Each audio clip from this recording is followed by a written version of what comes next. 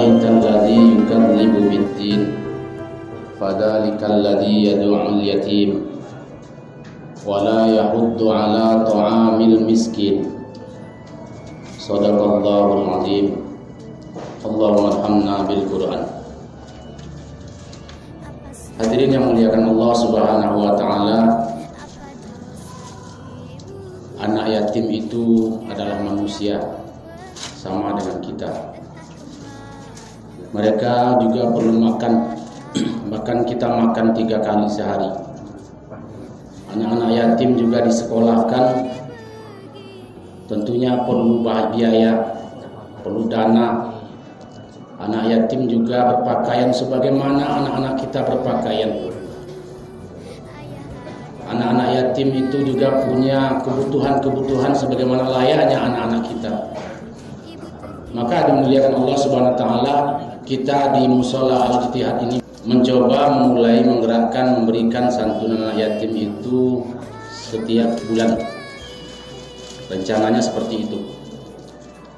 Walaupun dalam pelaksanaan terjadi kendala sehingga kadang-kadang 2 bulan sekali. Tapi alhamdulillah setelah hari raya tahun kemarin sampai malam ini yang ke-6 kali. Cukup lumayan dibandingkan dengan masjid-masjid, musola-musola yang memberikan santunan setiap setahun sekali.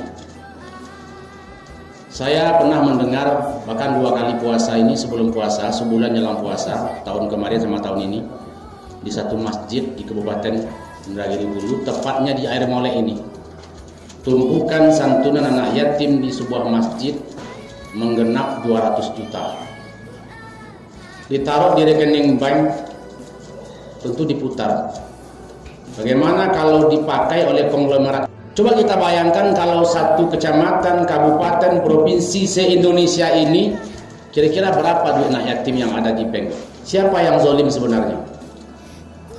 Sementara setiap hari Jumat diumumkan sumbangan untuk anak yatim, saldo sekian, pengeluaran nihil, puluhan juta bahkan ratusan juta tiap Jumat. Didengar oleh anak-anak yatim, kapan menerima? Lama lagi, raya kapan? Karena memang umumnya diberikan ketika mau masuk Lebaran. Maka dimulia kembali kita ke program kita, mudah-mudahan ke depan kita bisa menjalankannya minimal setiap sebulan sekali kita kosongkan kas anak yatim kita. Walaupun berapa yang terkumpul dikasih, mungkin dengan cara sembako, beras, gula, minyak. Macam beras 1 karung itulah bisa dinikmati oleh keluarga anak yatim ini beberapa minggu. Nanti bulan depan ada harapan lagi untuk menerima. Mungkin uang sekolahnya menunggak. Bulan depan ada harapan lagi menerima. Dan saya yakin selama ini banyak di antara kita yang digoda oleh setan untuk tidak mau mengisi kota anak yatim dengan alasan alah dibagikan pas Lebaran saja nanti aja. Banyak orang seperti itu tidak mau mengisi kota anak yatim karena dibagikan nanti Lebaran. Maka bulan Syawal, bulan Rabiul Awal, Rabiul Akhir, bulan Rajab, bulan apa belum ngasih, nanti mau masuk Ramadan baru dikasih. Itu pun kalau sempat, kalau ingat atau kalau ada. Maka dimulai dengan adanya pembagian santunan yatim setiap sebulan sekali itu, kekuatan orang untuk memberikan santunan bersedekah, menginfakkan hartanya itu makin tinggi. Amalan kita jalan. Pahala amalan kita tetap diaktifkan oleh Allah SWT karena memang diberikan kepada yang berhak menerima. Buktinya kita di Al-Ittihad ini awal-awalnya dulu ketika membuka kotak ajaib-ajaib itu berapa Pak? Pertama 2 juta lebih ya.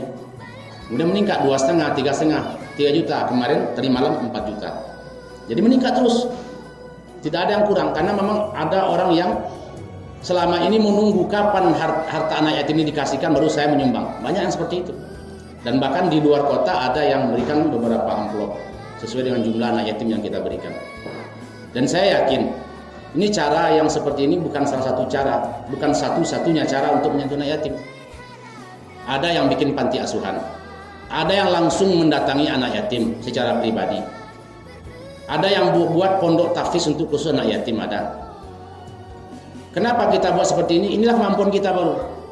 Kita membuka pintu hati manusia-manusia yang selama ini menahan-nahan harta anak yatim. Kita mencoba membuka pintu hati orang-orang yang siapa saja mereka yang menahan-nahan harta anak yatim selama setahun, yang membuat hati anak yatim menjerit tiap tahun. Nah, ada juga kas anak yatim 60 juta tapi dikasihkan 40 juta, 20 diendapkan untuk tahun depan. Itu zalim.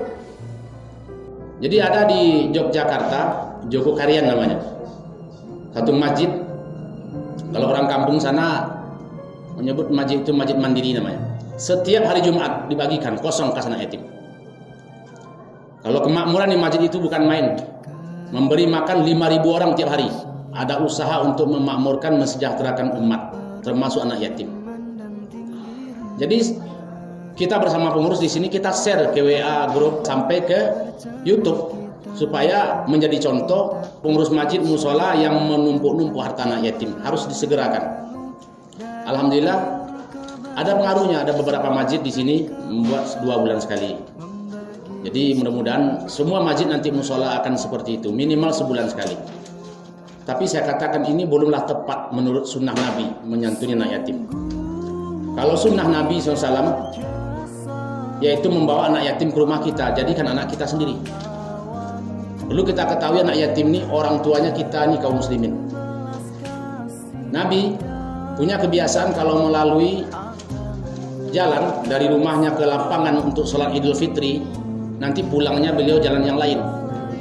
Sunnahnya beliau seperti itu. Kebiasaan beliau pergi dengan jalan menuju ke tempat sholat Idul Fitri ke lapangan, nanti pulangnya dengan jalan yang lain. Maka di tengah jalan sebelum pulang ke rumah, Rasulullah melihat seorang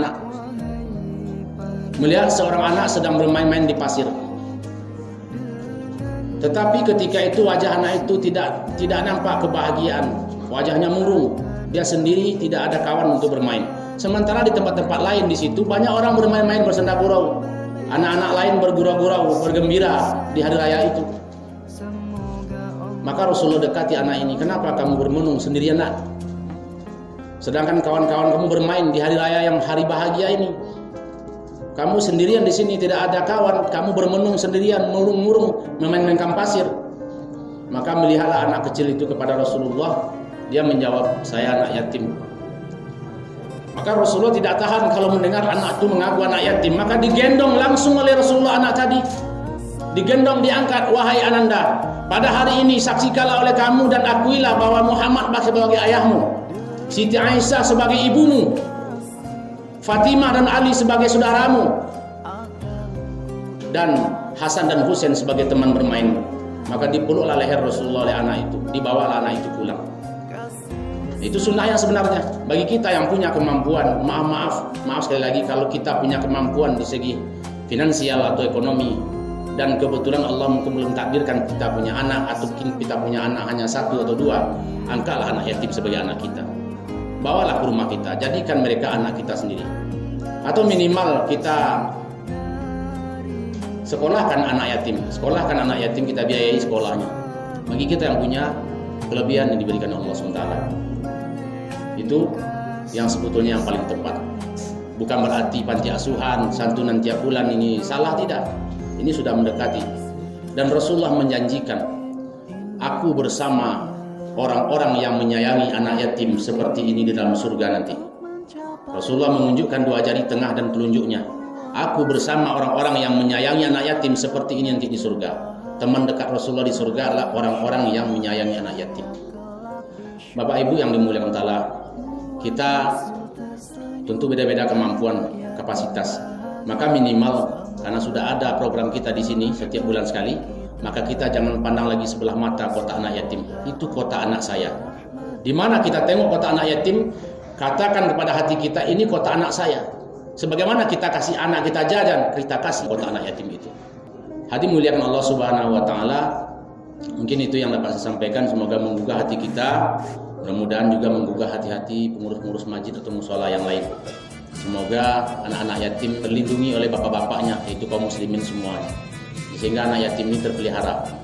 Kemudian kepada anak-anak yang menerima santunan khusus di surau kita ada 16 orang, jadilah kita anak yatim yang baik, berbakti kepada Allah SWT, rajin sholat. Kemudian laki-lakinya ke surau sholatnya berjamaah. Kemudian berbakti kepada masyarakat, orang-orang tua kita semuanya. Jadilah anak-anak yang disayang. Rasul menyuruh kita mencintai para yatim.